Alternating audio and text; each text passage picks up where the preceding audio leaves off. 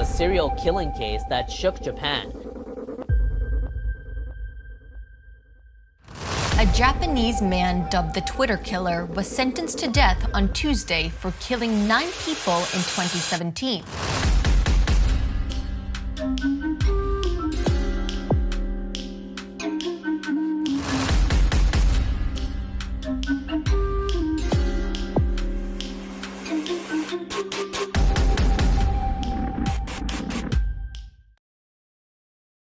From one psychopath's boredom to 9 unfortunate victims being killed, this is a well-known case that rocked Japan, where one guy murdered 9 people after reaching out to them on Twitter.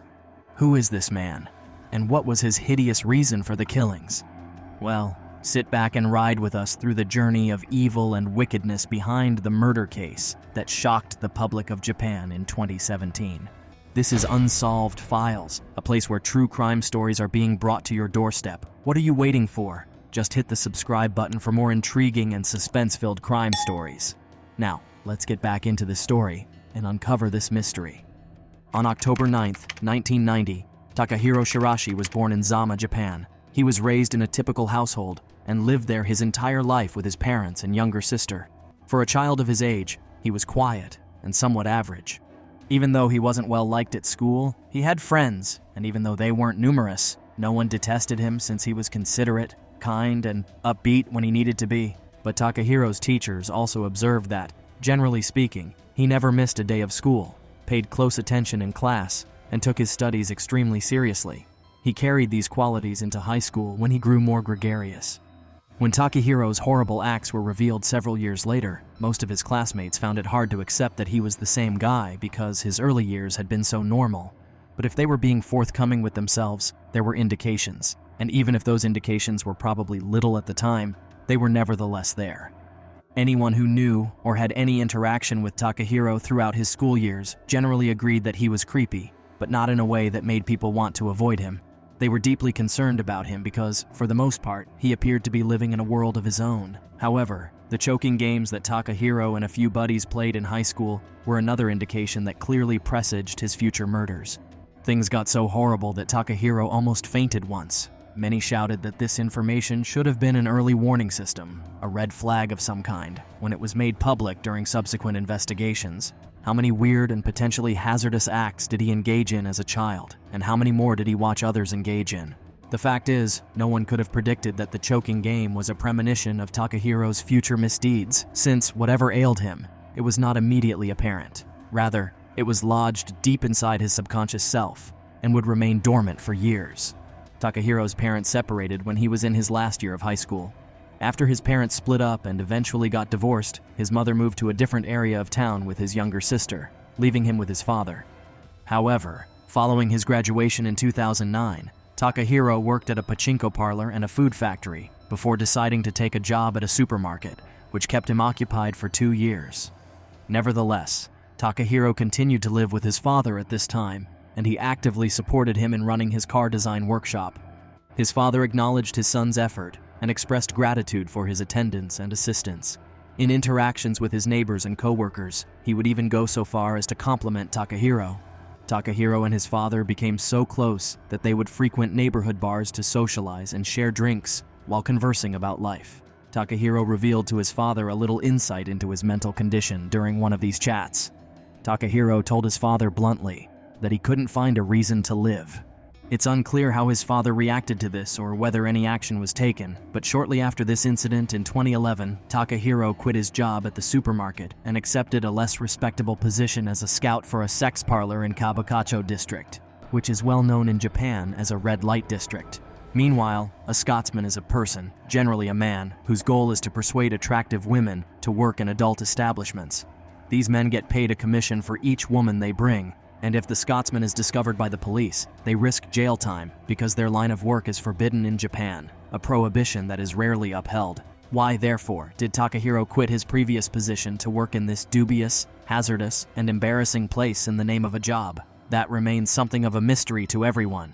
Or was it possible that Takahiro's mind had started to experience those sinister desires? Well, in any case, he desired to place himself in a setting that would support those aspirations in the far future. Once apprehended, Takahiro would divulge to the police that his only motivation for committing the acts was money and sex. Takahiro was not a very good Scotsman. He was probably the worst person on the job.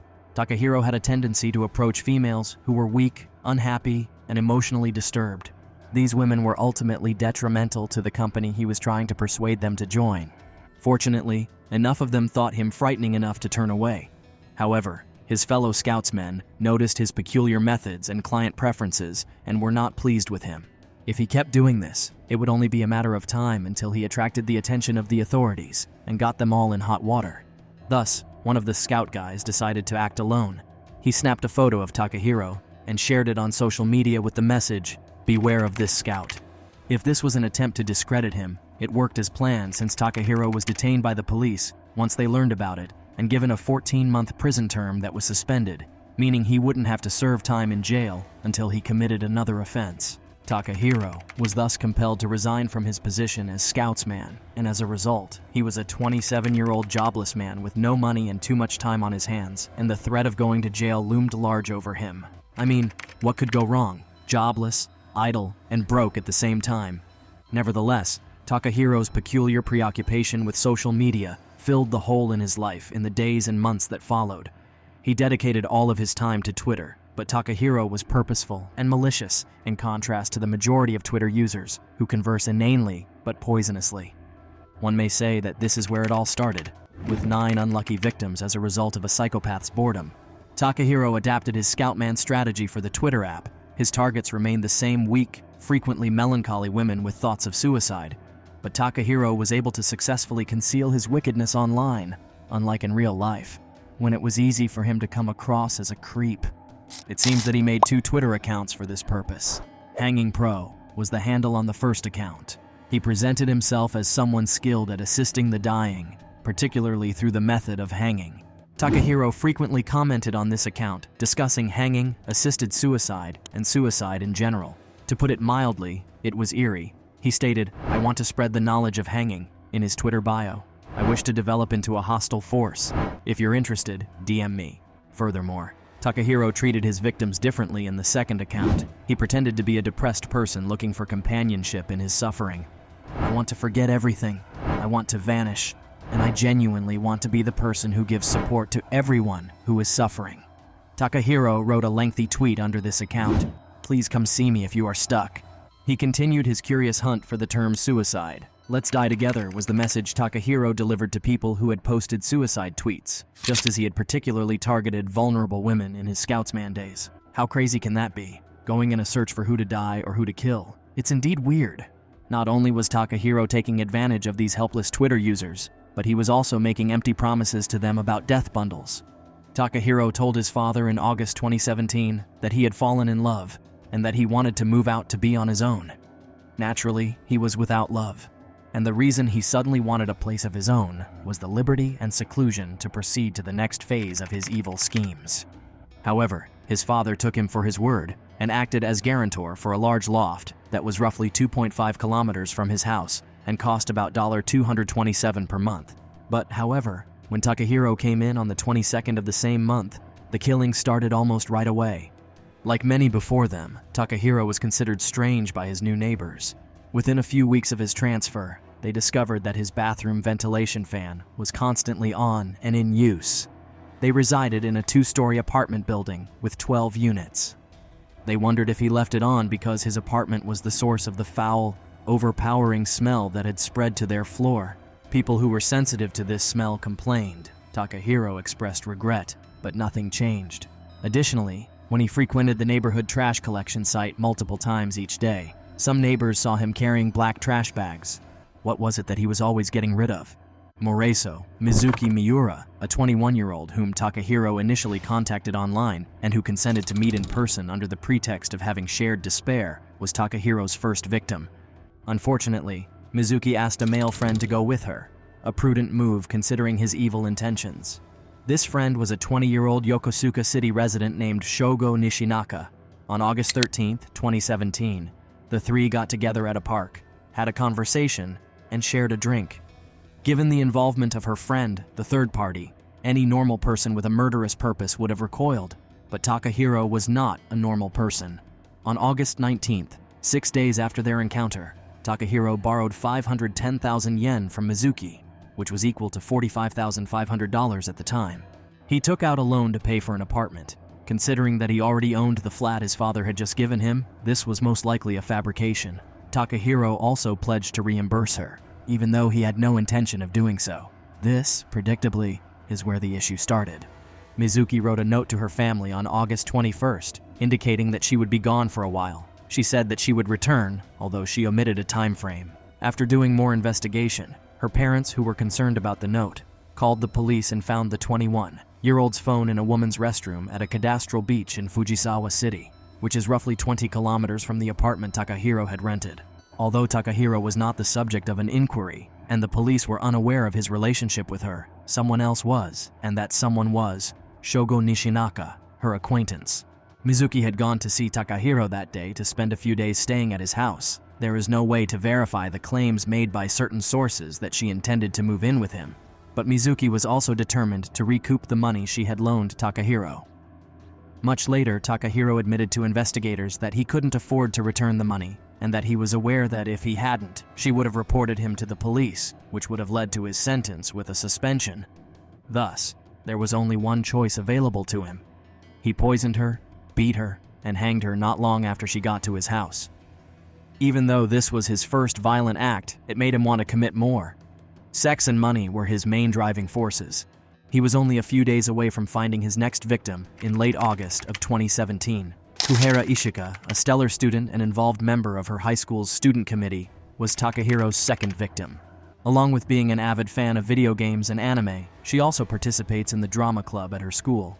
Most people were unaware that Kuhara was quietly struggling with depression, but to the casual observer, she appeared to be a contented, busy, and lively adolescent. Regretfully, Takahiro was the person she ultimately confided in. After some lengthy Twitter conversations, Takahiro was able to persuade her to visit his home. He intended to kill her with her consent. In essence, she was coming to his place to get help killing herself.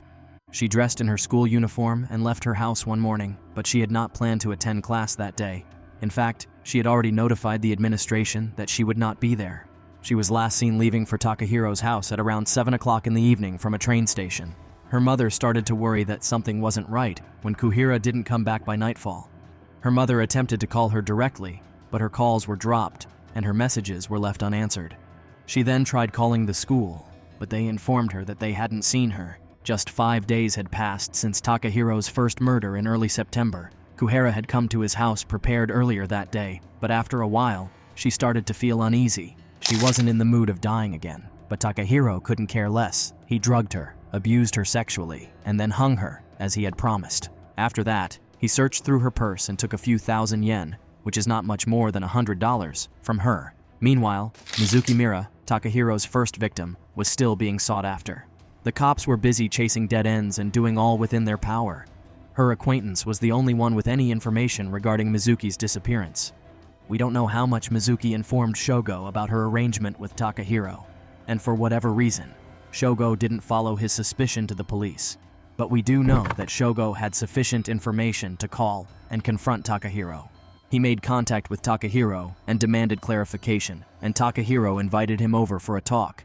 But sadly, Shogo accepted his invitation to visit his home. Upon his arrival, Takahiro knocked him out and killed him by strangulation. This killing had a significantly different motive. With 9 victims, Takahiro was wrapping up loose ends in his mind. The only one left was Shogo. Hinekon Sarashina, who was 19, was Takehiro's 4th victim. Takahiro appears to have made a death pact with Hinekon. Taking advantage of Hinekon's sadness, he attacked her and then strangled her with a rope. By September 23rd, Takahiro had moved on to his next target, a 26-year-old resident of Sayatama Prefecture by the name of Hitomi Fujima.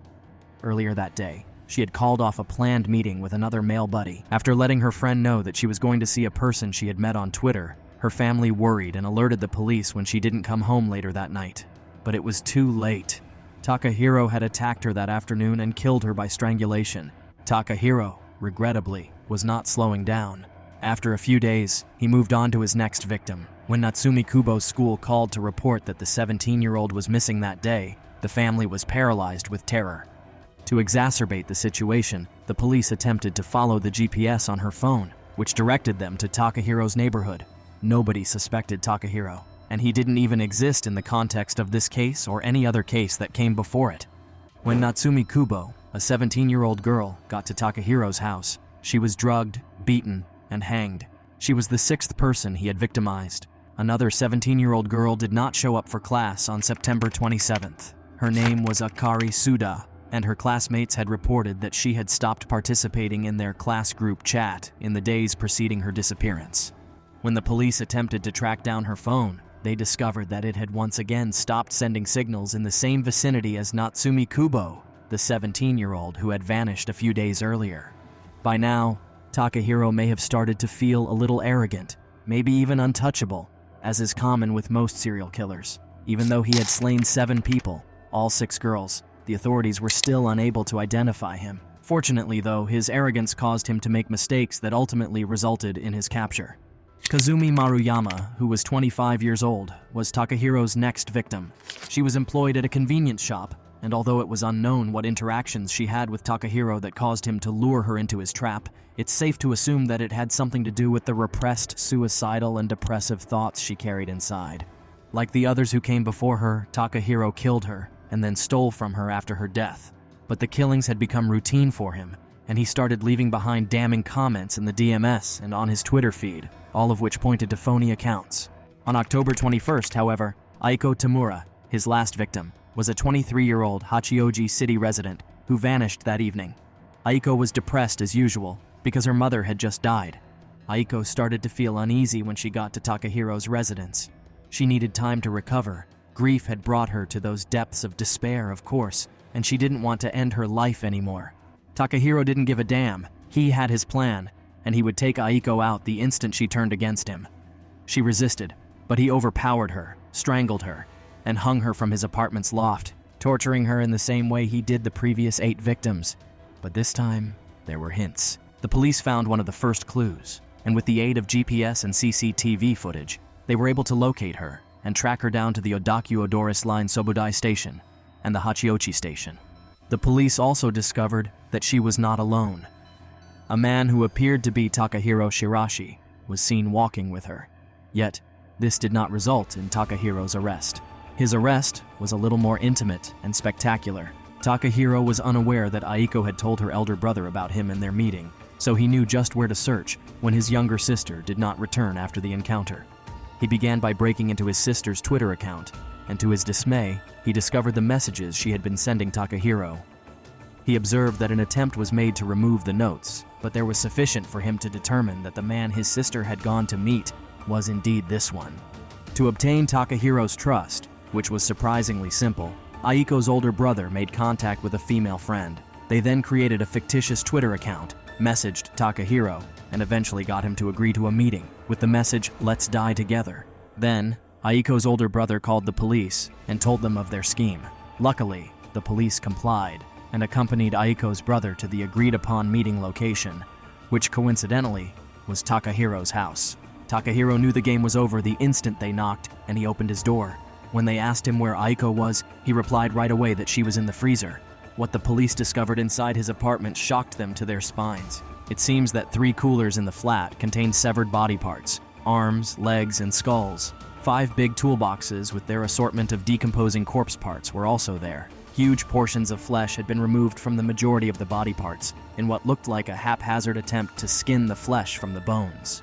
In the end, the apartment contained 240 distinct human bones.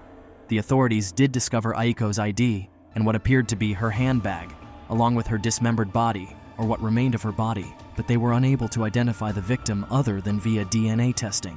Takahiro made his confession to the police without hesitation, telling them exactly who he killed and how. The plan was as follows. He followed his victims on Twitter and lured them back to his flat, pretending to help them or even to commit suicide with them.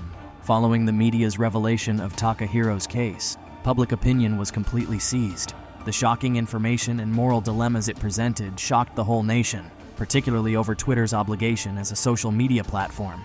The company's CEO at the time, Jack Dorsey, expressed his sympathies to the victims' families, but he also said he didn't think it was realistic to automatically remove suicide-related tweets. Although Takahiro had already admitted to all of his crimes and had even assisted with the investigation that led to his conviction, the length of his trial was excruciating for all parties. Initially, the prosecution sought to confirm that he possessed the mental capacity necessary to be held accountable for his acts because his behavior didn't seem reasonable at all. He was found competent, which was fortunate for everyone, and his case moved forward. The media attempted to speak with Takahiro face-to-face during his trial in court, but they were refused because Takahiro requested payment and no one wanted to be the corporation that gave the madman the money. But one media business called him a bluff and came to see him anyhow, not content to just refuse to pay him. Takahiro described the crimes throughout the interview with the same fervor as someone discussing a memorable bachelor's party in the Bahamas. He waved his hands wildly, laughed, and even implied that if the price was good, he might write a book or lengthy letters. Meanwhile, Takahiro's counsel attempted once more to present a second round of psychiatric examinations, raising doubts about whether he was genuinely competent to face criminal charges, and claiming that his mental state had deteriorated considerably at the time of the offense. When the prosecution finally requested the death penalty, Takahiro was unfazed, saying, "I humbly admit my guilt and will accept the punishment." He even expressed regret. Furthermore, Takahiro Shiraishi was given a death sentence in December 2020. The concerns expressed over the risks associated with social media use, particularly for those suffering from mental illness, persisted even after Takahiro's sentence. Everyone was curious about how Takahiro and other predators could be kept out of the hands of society's most vulnerable members.